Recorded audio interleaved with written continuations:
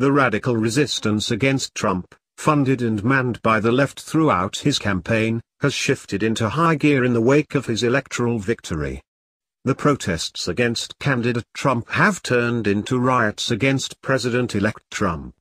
In cities all across America, large crowds, many violent, have taken to the streets since the election results came in. In city after city, they are all carrying the same signs and shouting the same slogans.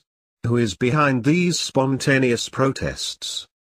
Within a day of Donald Trump's election, protests and riots began in cities as far apart as New York and Los Angeles and almost everywhere in between. In some of the protests, participants can be seen carrying larger-than-life Donald Trump heads on large sticks.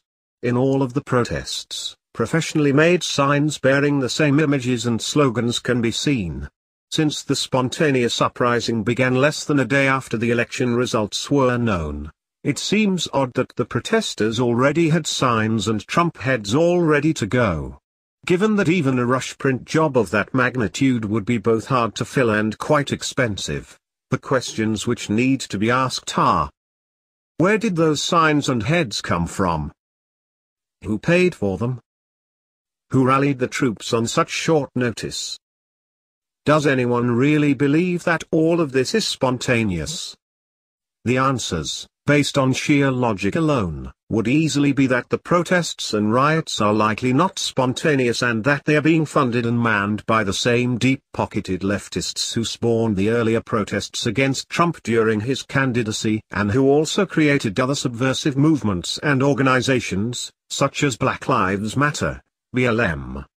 But sheer logic aside, there is evidence that leftist elites are behind the protests and riots across the nation. For instance, beginning in late October 2016, ads for paid protesters began appearing on Craigslist in Pittsburgh, Boston, Columbus, Denver, Philadelphia, and other cities. The ads, which were all carbon copies of each other, read: "Stop Trump, up to $1,500 per week. Hiring immediately. Call today, start tomorrow. $15, $18 hourly rate plus bonus plus overtime. Up to 77 hours per week. Drivers earn gas reimbursement.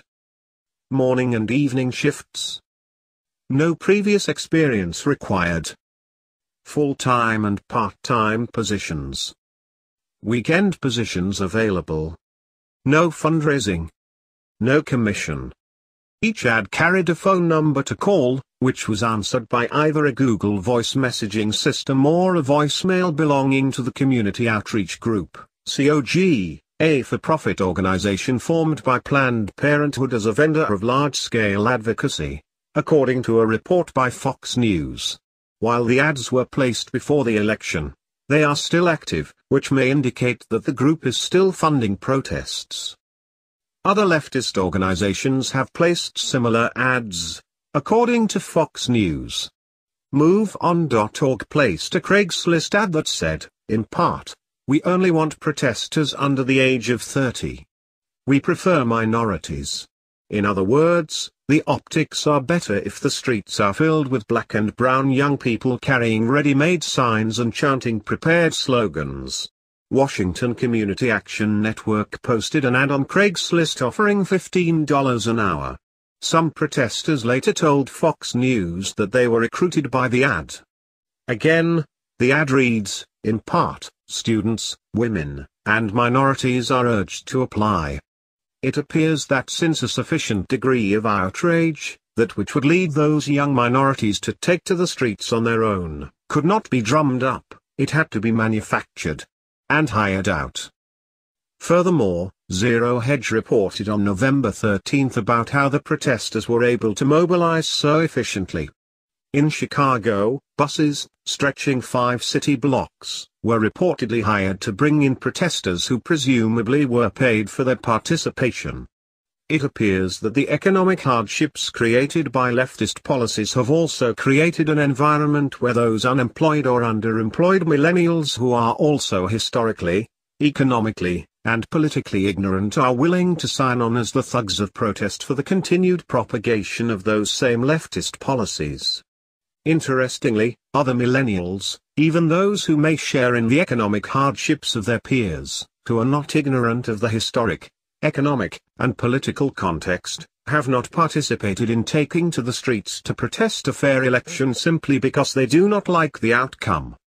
While political protest may have its place, this is not that. In the wake of Obama's election, and again after his re-election, Tea Party groups rented fields, fairgrounds, buildings, and other venues. They brought in speakers and musicians. They spoke against the policies and politics of the left. They rented billboards and took out radio, television, and newspaper ads. They organized to try to do something about what they saw as the problem. They did not block traffic. They did not disrupt businesses and neighborhoods. They didn't burn or smash anything. The protesters who have taken to the streets in the wake of Trump's election have done none of these positive, effective things and all of these negative, subversive things. Rather than build anything, they seek to tear down everything. One other major difference in the political activism of the right, as personified by the Tea Parties, and the political activism of the left, as personified by the recent protests, is that those on the right who protested also voted. They participated in the electoral process as they sought to bring about change. In the recent anti-Trump riots in Portland, the local NBC affiliate reported that at least 79 demonstrators either didn't turn in a ballot or weren't registered to vote in the state. That means that most of the 112 rioters arrested did not even bother vote in the election they are protesting. That is a special type of ignorance, the report says. Following Tuesday's presidential election of Donald Trump, thousands of people took to the streets in downtown Portland for 5 straight nights. The activity included at least one night that the police declared to be a riot, with more than $1 million in property damage. The bulk of the arrests happened on Friday and Saturday evenings as protesters faced off against police. KGW compiled a list of the 112 people arrested by the Portland Police Bureau during recent protests.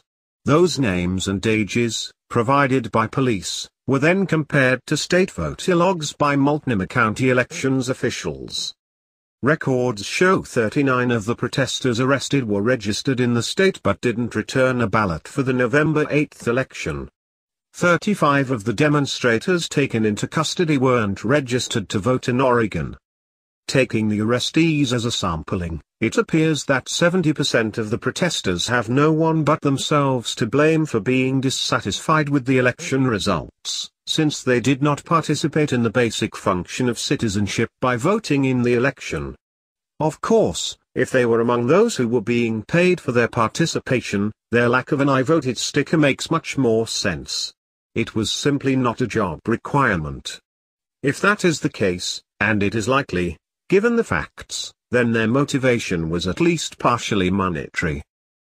The money, coming from Planned Parenthood, George Soros's MoveOn.org, Washington Community Action Network, and other leftist organizations, has helped create a false image that these protests are the spontaneous actions of angry, scared, young voters who are pushing back against a system that they see as targeting them.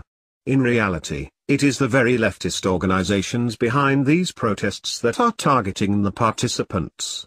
Once arrested, they will have criminal records. The organizations behind the lawlessness will simply move on to the next event. One such next event is Inauguration Day. And the left is arming those angry, scared, young, professional protesters for conflict.